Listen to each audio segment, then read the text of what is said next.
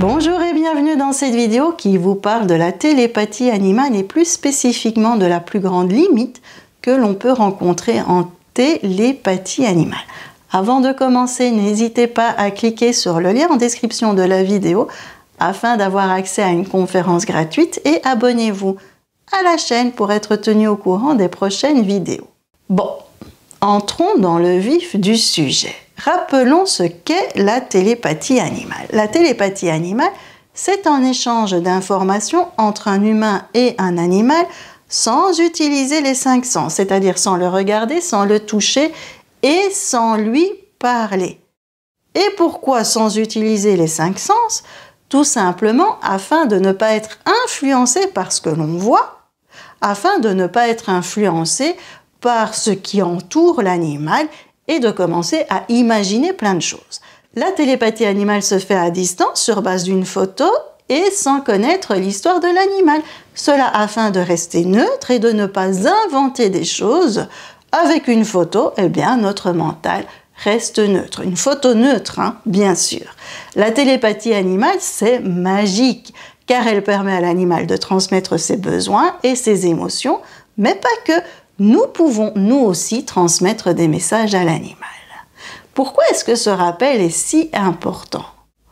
Eh bien, tout simplement parce qu'un petit rappel, c'est jamais inutile. Mais ensuite, il est important pour moi d'insister sur le fait que l'on pouvait transmettre des messages. Et oui, car cela a de l'importance concernant le sujet qui nous intéresse, à savoir la première grosse limite de la télépathie animale. Je vous sens impatient, mais avant d'en parler, je voudrais vous expliquer ce que j'entends par le mot « limite ». La télépathie animale, je l'ai dit et je le dirai tout le temps, c'est génial. L'animal, il peut exprimer ses besoins et ses émotions, et nous, on peut lui transmettre des messages. Très souvent, on imagine que grâce à la télépathie animale, eh bien, l'animal, il va pouvoir changer de comportement. Mais c'est pas toujours le cas. La télépathie animale a des limites. Ce n'est pas parce que l'on est en connexion avec l'animal que tout va changer ou s'améliorer. Et cela spécialement pour certaines circonstances. Je vous explique une des grandes circonstances où la télépathie animale a ses limites, c'est-à-dire où elle ne fonctionne pas. Lors de la période du Nouvel An, très souvent, je vois des demandes sur des réseaux sociaux, tels que « Bonjour, je cherche quelqu'un qui peut entrer en connexion avec mon animal car il a peur des feux d'artifice. Pouvez-vous, s'il vous plaît, communiquer avec mon chien pour qu'il arrête d'avoir peur ?» Qu'est-ce qu'on attend en fait de la personne qui va se connecter au chien? On attend que la personne lui dise « Mais non, mon petit loulou, ne t'inquiète pas, les feux d'artifice font du bruit, oui, mais il ne faut pas en avoir peur. » Pas du tout. Imaginons, vous avez très peur des araignées, et je vous dis « Mais non, ne t'inquiète pas, elles sont inoffensives. » Et que va-t-il se passer?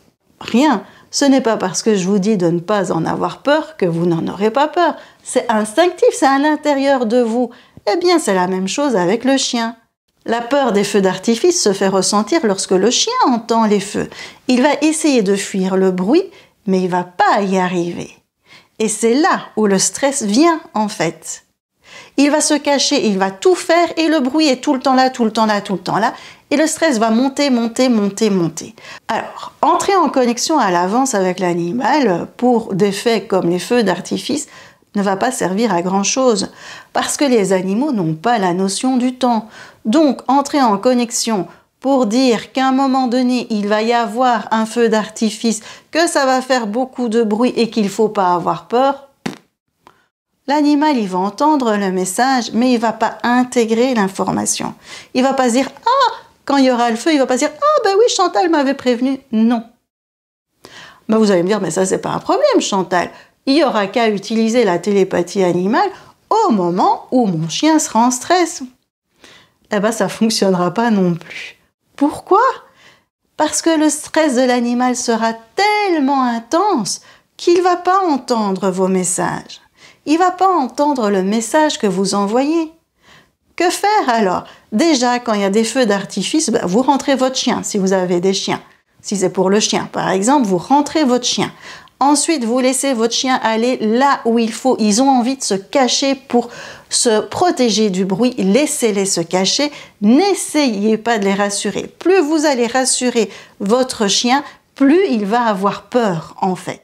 Et puis, vous pouvez essayer la désensibilisation. Attention, ça prend plusieurs mois ou même voire une année. Comment?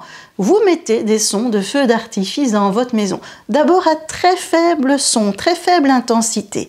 Lorsque ces sons sont émis, vous commencez à jouer avec lui. Vous êtes câlin. Vous faites quelque chose de super positif pour qu'il associe le son du feu d'artifice à quelque chose de positif. J'insiste, il faut que le son soit super, super faible. Et puis, petit à petit, vous augmentez l'intensité du son. N'allez pas trop vite parce que vous risquez de faire des dégâts.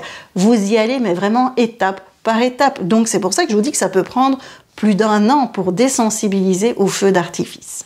Alors, on va résumer ce qui vient d'être dit. La télépathie animale, c'est génial, mais elle n'est pas efficace pour aider un animal qui va rencontrer une situation qui a lieu une fois.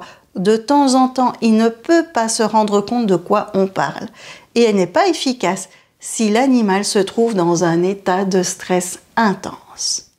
Alors, si vous désirez en savoir un petit peu plus sur la télépathie animale, n'hésitez pas à cliquer sur le lien en description. Et si vous voulez être tenu au courant des prochaines vidéos, eh bien, abonnez-vous à la chaîne. Prenez soin de vos animaux et je vous dis à bientôt.